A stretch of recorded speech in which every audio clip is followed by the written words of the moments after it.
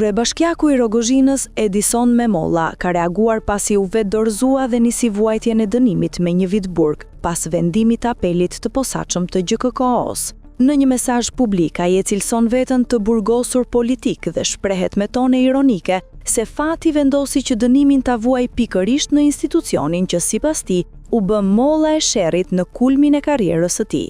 Memolla deklaron se do ta ndjek çështjen deri në Strasburg. Fjala merr më shpejt se era dhe përveç se flitet se këtë situatë kam peshqesh nga kundërshtar politik, nuk më pëlqen as pak ideja që diskutimi zgjerohet, duke thënë që peshqeshi vjen nga radhët e Partisë Socialiste, qoftë brenda qytetit apo më lart. Ai thekson se mbetet socialist dhe u bën thirrje mbështetësve të qëndrojnë të bashkuar, ndërsa shton se është i burgosur, por nuk është kriminal.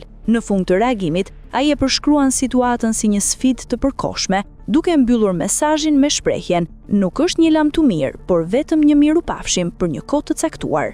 Memolla u dërgua në burgun e Rogozhinës për të vuajtur dënimin e formës së prerë. Hetimi ndaj kryebashkiakut të Rogozhinës nisi pas publikimit të një përgjimi audio, ku sipas PAK, Memolla, në atë kohë kandidat për kryetar bashkie, ndërhynte tek një punonjës JOSHE për të mos i ndërprerë energjinë elektrike një abonenteje debitore, me qëllim përfitimin e votës së saj në zgjedhjet e pjesshme lokale të 6 marsit 2022. Miqtë e mi, t'ju flas tashmon në cilësinë e një ish kryetari është normale, por në cilësinë e një të burgosuri politik me apo pa të drejtë, sigurisht që është e rëndë. Së pari, falenderoj me zemër çdo mik, mike, shok, shoqe, koleg, kolege, mbështetës, mbështetëse, qytetar dhe familjar për mbështetjen e pakufishme që më keni dhënë nga dhjetori i vitit 2020 e deri më sot. Bashk kaluam sfida për te asaj çfarë mendonim se ishim të aftë të përballonim, por sot fjalët për të përmendur arritjet tone mendoj që janë të tepërta,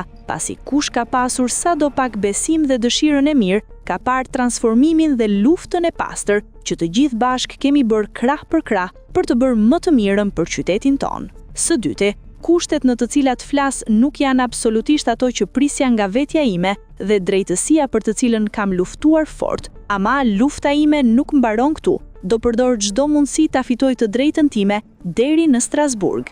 Së treti, fjala merr më shpejt se era dhe përveç se flitet se këtë situatë kam peshqesh nga kundërshtar politik, nuk më pëlqen as pak ideja që diskutimi zgjerohet, duke thënë që peshqeshi vjen nga radhët e Partisë Socialiste, qoftë brenda qytetit apo më lart. Miqtë e mi, me Partinë Socialiste dhe kryeministrin Edi Rama në krye, në Rogozhinë kemi fituar 5 palë zgjedhje. Qytetarët na besuan plot 5 herë, për aq kohë sa kam qenë drejtues apo kandidat. Nëse do kishte sulme personale, askush s'do më lejonte të ushtroja këtë pushtet me të gjithë ju përkrah, nëse punët do ishin ndryshe nga çfarë janë. Unë jam socialist dhe i tillë do mbetem, dhe ju duhet të siguroheni se me ose pa mua të qëndroni të bashkuar. Mos lejoni as kundërshtarët politik dhe as njëri tjetrin që t'ju distancojnë nga qëllimi final. Këto s'janë vetëm fjalët e një të burgosuri politik, por janë fjalët e dikujt që njeh çdo rrënjë, deg apo gjethe të familjes madhe socialiste.